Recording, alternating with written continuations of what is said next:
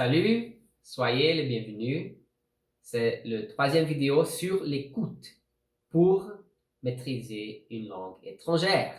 Dans les premières deux vidéos, j'ai parlé sur pourquoi l'écoute est la compétence linguistique la plus prioritaire, surtout dans un niveau plutôt basique de compétences, et aussi, heureusement, la compétence plus facile de pratiquer. Et je vous ai donné 8 sources excellentes pour pratiquer l'écoute. Aujourd'hui, dans cette vidéo, je vais parler d'un plan général pour pratiquer l'écoute dans chaque niveau de compétence linguistique. Si vous vous approchez d'une langue tout à fait nouvelle et qui est totalement différente de toutes les langues que vous parlez actuellement, de votre langue maternelle, par exemple, alors il faut d'abord apprendre au moins comme 300 mots de vocabulaire les plus utilisés dans cette langue, avant vraiment de faire un programme d'écoute. Mais si c'est une langue similaire et vous avez déjà la capacité de comprendre quelques mots dans cette langue, alors vous pouvez commencer avec mes recommandations pour le niveau débutant. Essentiellement, j'ai 3 recommandations pour le niveau débutant. La plus importante, c'est d'utiliser la musique. La musique, les chansons sont très utiles dans n'importe quel niveau de compétence, mais elles sont vraiment parfaites pour le niveau débutant. Mais il faut choisir bien les chansons.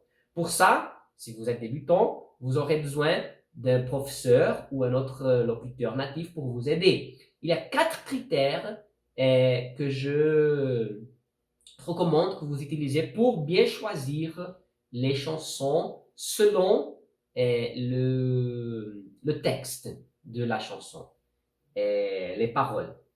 D'abord, ça doit être bien écrit et simple de comprendre. Deuxième, la chanson doit employer vocabulaire très commun du quotidien et pas un vocabulaire spécialisé ou très poétique, par exemple. 3. Il ne faut pas avoir beaucoup d'argot ou de vocabulaire régional, mais plutôt le langage standard de la langue. Et 4. Ça doit raconter une histoire ou au moins transmettre un message cohérent. La deuxième source pour le niveau débutant sont les vidéos produites pour les enfants. Je vais vous donner 2 exemples. En anglais, Sesame Street, Rue Sésame, c'est parfait pour les débutants. En portugais, il y a une série de vidéos, des musiques pour les enfants, s'appelle Galinha Pintadinha. Et les vidéos permettent que vous compreniez le vocabulaire de la musique. C'est très facile de chanter, alors c'est très bon. Et puis, troisième, en général, les sources d'écoute préparées, produites précisément pour les apprenants de la langue.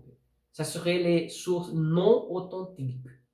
C'est acceptable pour le niveau débutant. Par exemple, en anglais, il y a une source d'actualité, Voice of America, qui est produite vraiment pour les non-natifs. C'est excellent pour les débutants parce que ça vient avec un article, un texte et un audio qui correspondent exactement, mais parlé d'une manière très facile de comprendre. Pas du tout vite, très lente, c'est ça.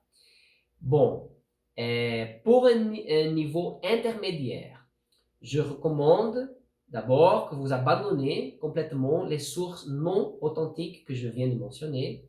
Vous concentrez seulement sur les sources authentiques. Et je vais vous donner 5 recommandations de sources authentiques pour un niveau intermédiaire. D'abord, les livres audio pour les jeunes lecteurs. Deuxième, les films et les séries, vous pouvez déjà commencer dans un niveau intermédiaire de 3 manières différentes. La première, c'est si vous rencontrez des films et séries avec des sous-titres qui correspondent exactement à l'audio, alors c'est très bon parce que vous pouvez lire et écouter au même temps. Et deuxième manière, c'est sans sous-titres de voir des films et séries que vous avez déjà vus, que vous aimez et vous voudrez regarder autrefois. Cette fois, vous allez regarder dans votre langue cible. Et troisième, c'est très général, n'importe quelle vidéo, film ou série, vous pouvez regarder sans sous-titres, mais en acceptant que vous n'allez pas comprendre tout. Vous allez comprendre peut-être le 50%, il n'y a pas de problème. Si vous avez la patience, vous pouvez regarder n'importe quelle chose, même au niveau intermédiaire. Bon, troisième, les podcasts, les sources de radio qui ont des transcriptions. Par exemple, le Natural English Podcast est excellent, très intéressant et toujours il y a une transcription si vous étudiez l'anglais. Et bien, 4, suivez toujours avec la musique parce que les chansons vont toujours ajouter de nouveaux vocabulaires pour vous. Et cinquième, la interaction sociale avec des locuteurs natifs. C'est une manière excellente non seulement de commencer à parler, mais aussi d'écouter beaucoup. Niveau avancé. Alors, quand vous êtes déjà un locuteur avancé dans la langue cible, alors vous pouvez tout écouter. Alors, vous pouvez permettre que votre intérêt et curiosité soient votre guide. Mais il faut toujours écouter des choses différentes et vous défier avec du contenu difficile pour suivre toujours avec l'apprentissage.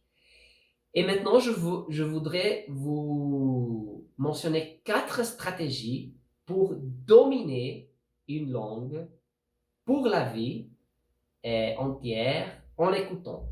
D'abord, maintenant vous êtes avancé, il faut écouter, regarder les films et les séries principalement dans votre langue cible et moins dans votre langue native.